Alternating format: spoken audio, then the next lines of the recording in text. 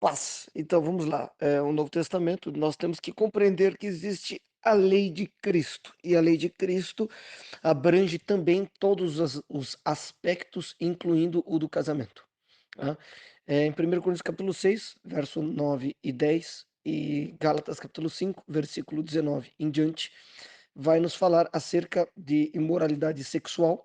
E sim, Jesus, em Mateus capítulo 19, quando se referindo ao casamento e falando sobre a questão do divórcio, ele fala e ele reafirma, concordando que no princípio foram feitos macho e fêmea. Então, sim, como homens e como seres humanos na Terra, muito embora no céu, de fato, não haverá casamento, não haverá carne, não haverá absolutamente nada, a não ser o nosso casamento para com Cristo, que é eterno de fato. Enquanto a terra, há família. Enquanto nós estamos aqui, há uma lei. Que lei é esta? A lei de Cristo. Então, Paulo, em 1 Coríntios capítulo 9, vai dizer que, de fato, ele não estava debaixo da lei de Moisés, mas ele estava debaixo da lei de Cristo.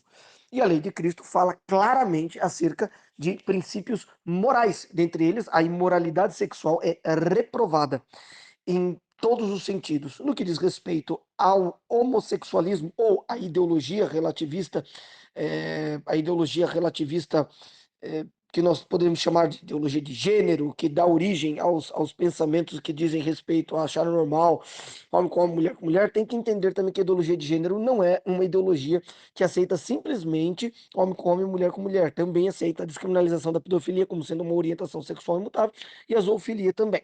É só você estudar o que os próprios autores, como Judith Butler e outros, dessa ideologia colocam como sendo simplesmente de um viés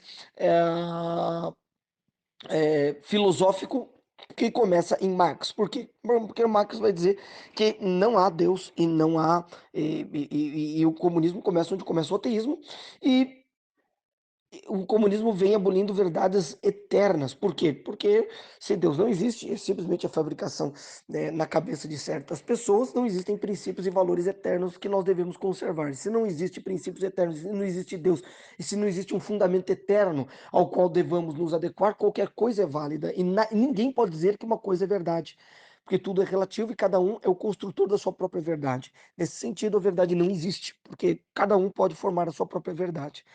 E isso não é muito falho, porque quando você analisa estruturalmente cada situação, todas elas carregam verdades absolutas em si mesmas estruturais.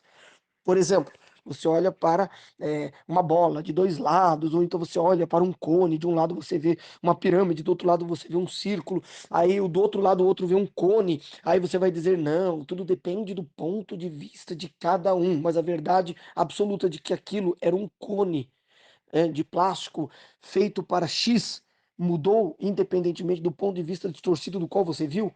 Não. Então, muito embora você possa ter feito uma interpretação equivocada acerca de algo, isso não mudou a verdade absoluta nela. Por exemplo, eu nasci homem e eu nasci com XX no meu. Desculpa, XY no meu DNA, e a mulher nasceu com XX no DNA dela, e isso a define como mulher, como tendo um útero. Se eu me senti um homem, eu passei a ter um útero e passei a ter a função estrutural de uma mulher? Não. Eu sou o que eu sinto?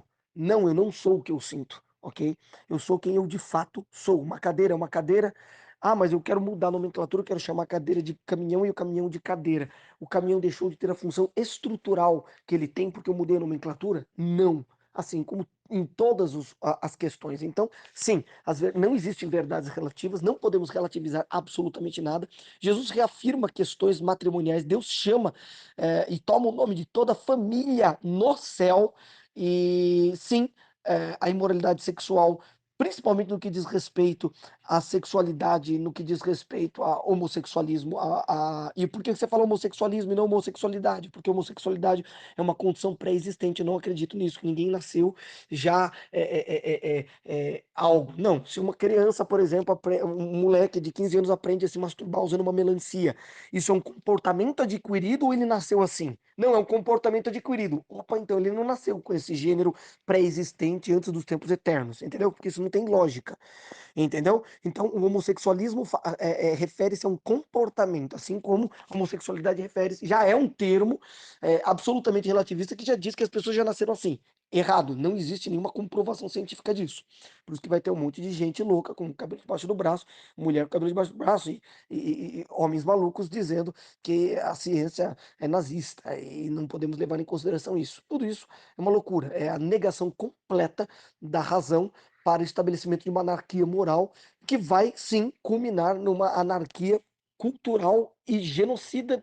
Começa um genocídio cultural, né, desconstruindo tudo isso, emburrecendo a população para depois estabelecer-se uma agenda de física de eliminação. Isso confessado pelas próprias pessoas que participam de pensamentos revolucionários em toda a face da Terra, tá? É só estudar um pouco da história, etc.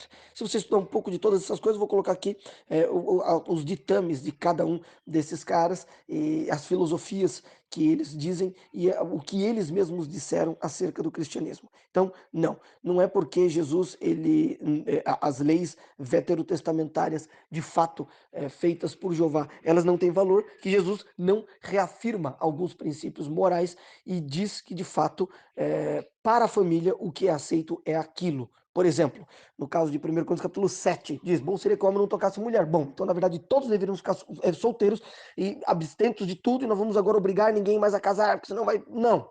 Lá em 1 Timóteo, se não me engano, não sei se é capítulo 4, Paulo vai dizer que é doutrina de demônios, proibição de casamentos.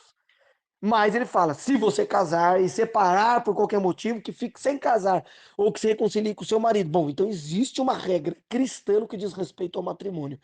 E ela não está aberta à agenda relativista moderna, ok? Desculpa pelo áudio longo, mas é necessário compreender, sim, todos os princípios que regem, filosóficos que regem todo o pensamento revolucionário, marxista e engliano, de Marx e Engels e de toda a construção do materialismo histórico deles, ok?